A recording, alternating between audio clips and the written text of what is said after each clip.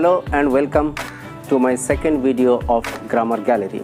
So before to start today's grammar topic, I would like to thank all of you who have shared my videos. At the same time, you supported and subscribed my video. So thank you all of you. So now let's start today's topic, and today's topic is one of the most important topic in English grammar, and it is called voice. So remember, under transformation of sentences, so voice changes is also one of the part.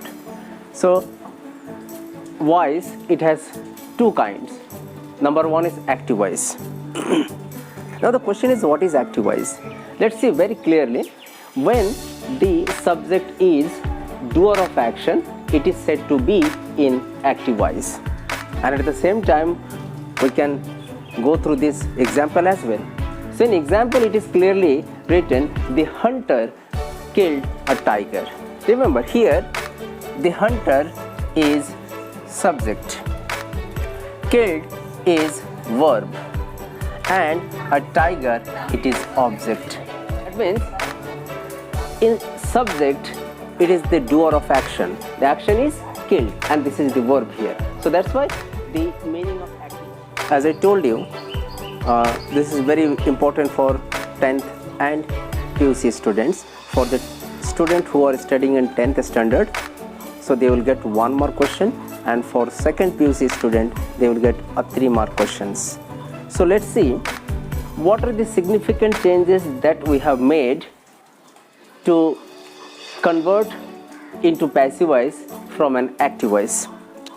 Number 1 point is, the subject has become the object of passive voice, and the object of active voice, it has become the subject of passive voice. And here one word has been added, so that is by, by, by. And the next point is, an auxiliary verb, or we can also call helping verb, has been taken here as was. So these are the significant changes, and let me tell you, so the form of the verb is also changed. The hunter killed a tiger. So this is in simple past tense. In simple past tense, we use V2 form.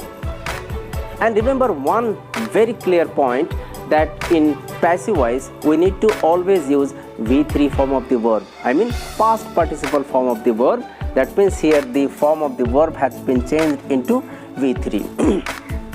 V1 it is kill, V2 it is killed, and V3 is also killed. That means the simple past tense has been used as V2 form, but in passive form we have used the V3 form, that is also killed.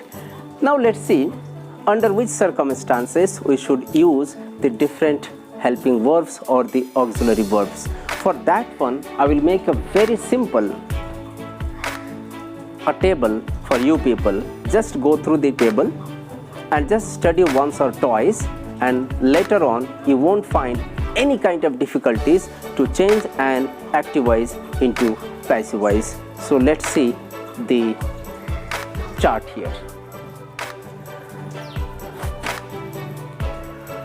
In passive voice, like in the example we have already seen, that was is the auxiliary, it has been used. Now the question is, why should we use was? Especially on that question, the hunter killed a tiger. Okay, let's take me the same example again. The hunter killed a tiger, and we have made into passive voice, a tiger was killed by the hunter. Look at the auxiliary was. I told you that the hunter killed a tiger, it is in simple past tense. Look at this table, look at this special chart for you people. It's a past tense, simple past tense. If the active voice, it is in simple past tense, use was, and or where. Was for the case of singular number, use where for the case of plural number. So look at here, a tiger, it is singular number, and I told you already this is in simple past tense. That's why I have used here was. And remember, in passive voice, V3 is always should be taken as the verb.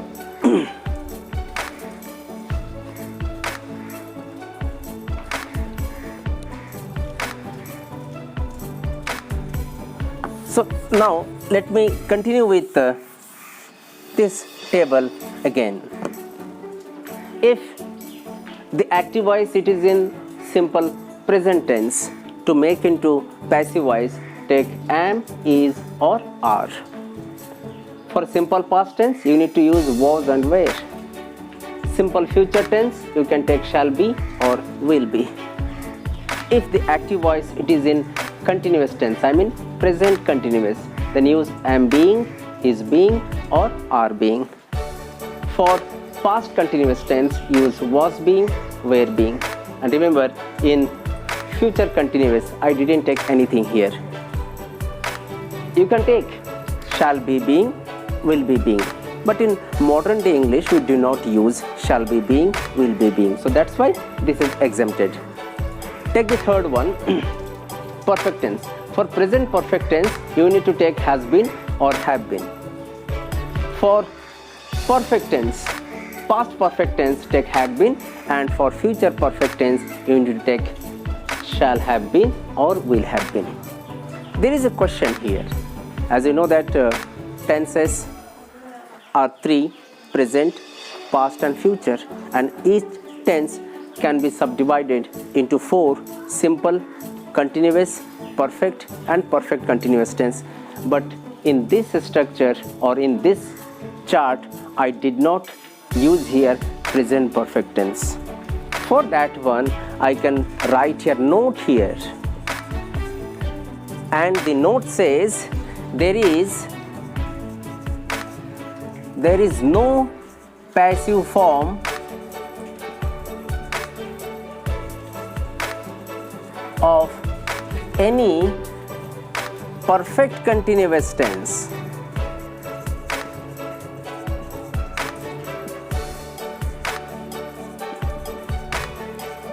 That means there is no passive form of either it is in simple either it is in present perfect continuous tense or past perfect continuous tense or future perfect continuous tense.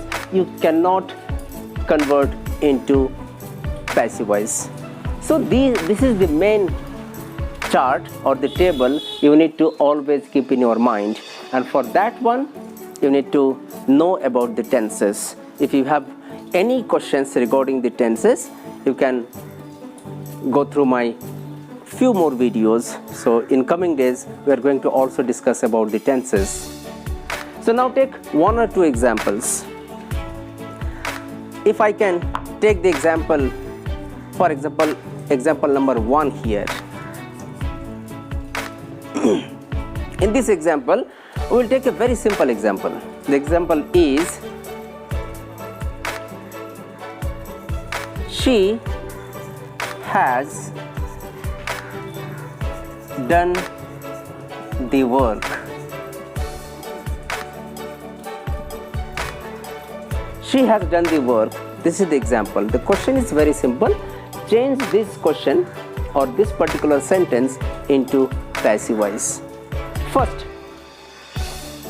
divide the sentence into subject. This is subject, this is verb, and this is object. Divide the sentence into three parts: subject, then verb, and then object. Now for passive voice, you need to take the object of active voice as the subject of passive voice. Then I will take first the work. Now the question is, she has done the work. It is in which tense form?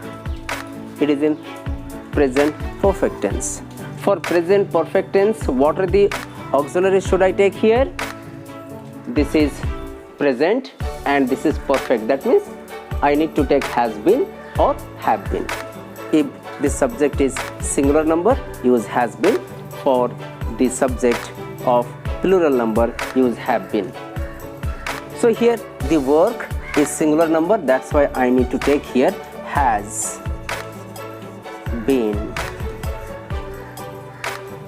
Take V3 form of the verb. Actually in perfect tense we always use past participle form of the verb. This is already in V3 form. Use the same word, done by. By is very essential to make into passive voice.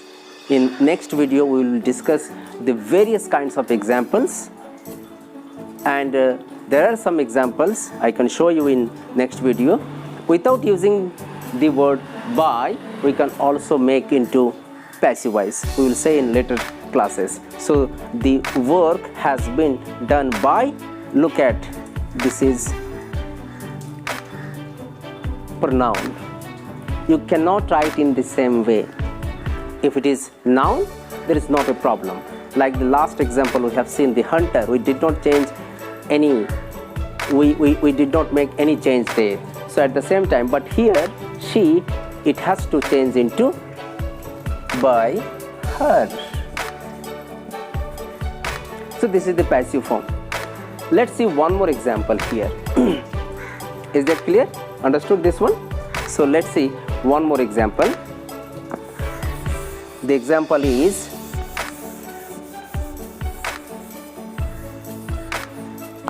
second example.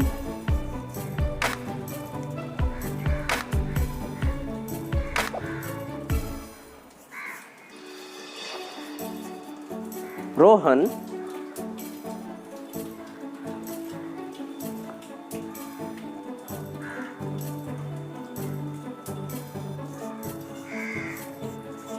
calls me.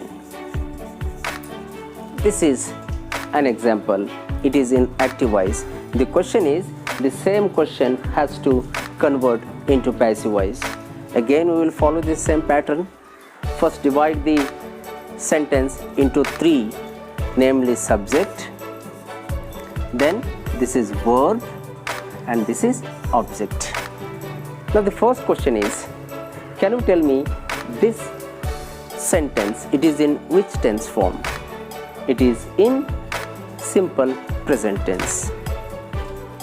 Okay, then object should be taken as the subject of passive voice. Then I will take I, because you cannot write me, it should be interchanged. And I, it is in simple present tense. Then we have three auxiliaries here, namely am, is, are. After I, the suitable auxiliary is am. That's why I need to use here am. I am. What is the V3 form of call? The V3 form of call is called.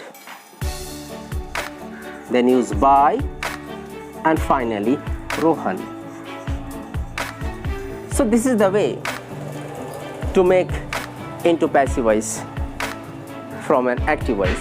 So it is very important for us.